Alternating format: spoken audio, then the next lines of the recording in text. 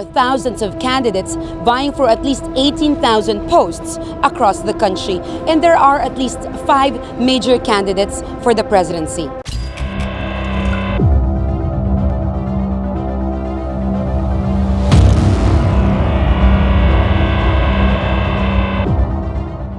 Dapat na po ay pagpatuloy ang ating kilusan hanggang tayo makatagumpay.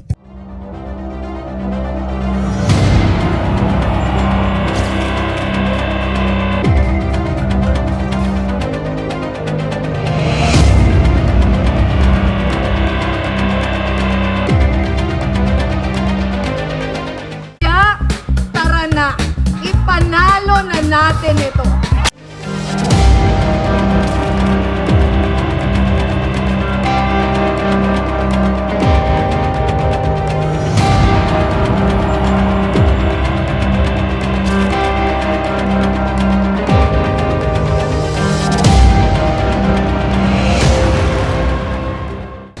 We wish for better things for our people. Sana makaraos na tayo sa pandemyang ito. Yun ang pinaka-importante ngayon, yung buhay at kabuhayan ng tao.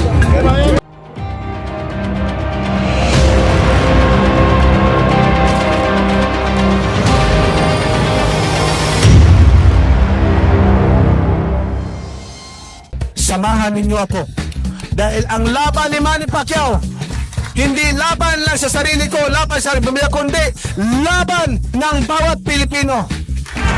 This election is no different. Patronage politics remain rooted in the country's electoral system. Most candidates are using money, popularity, and family connections to get elected.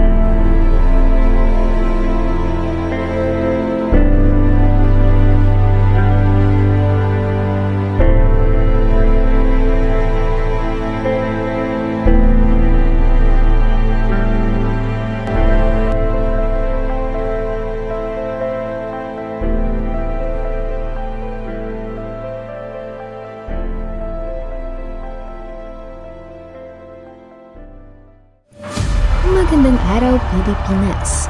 Nasa live interview po tayo ngayon upang makilala ang ating mga kandidato para sa posisyon ng Pangulo. Narito po si Kina Giovanna, Ginang Shivana, maaari po ba ninyong ipakilala ang inyong sarili at ipaliwanag kung bakit kayo ang nararapat na pagkatiwalaan ng taong bayan? Good day. I am Shavana and I am running for president. Well, alam nyo kasi, I believe I deserve to be president because I carry a vision of hope, change, and a better future for everyone. If given the chance, I promise to create more jobs, provide free and quality education for all, and ensure that every Filipino family has access to proper health care.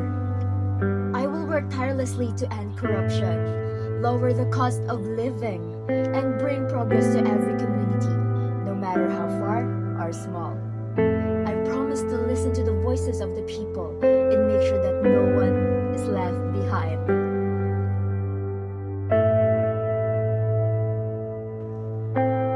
My leadership will be built on unity, compassion, and action. Together, we will build a nation where opportunities are equal, dreams are achievable, and every citizen can live with dignity and pride. Maraming salamat Ginang Shivana. Ngayon naman ay narito si Ginoong Pabjan.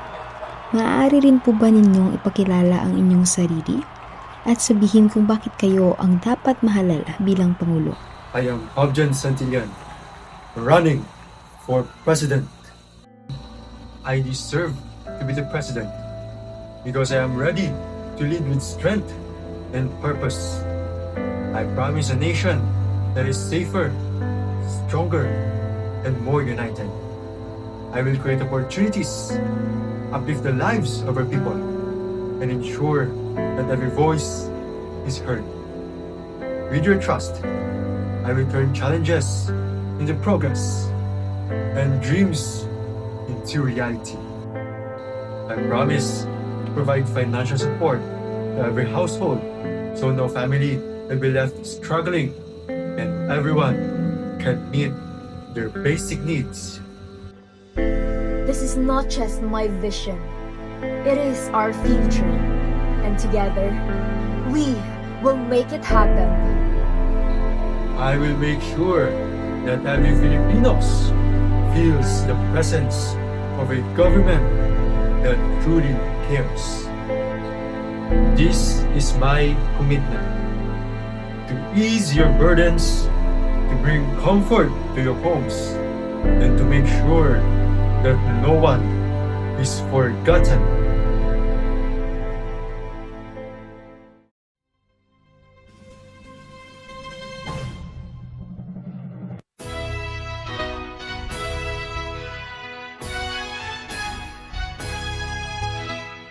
I ask for your trust and your vote, not just for me, but for the future we all deserve.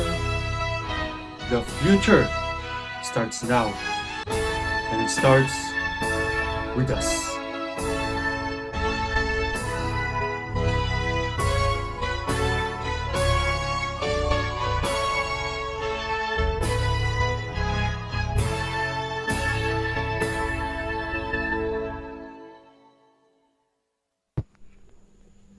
Kailan pa ba tayo matututo?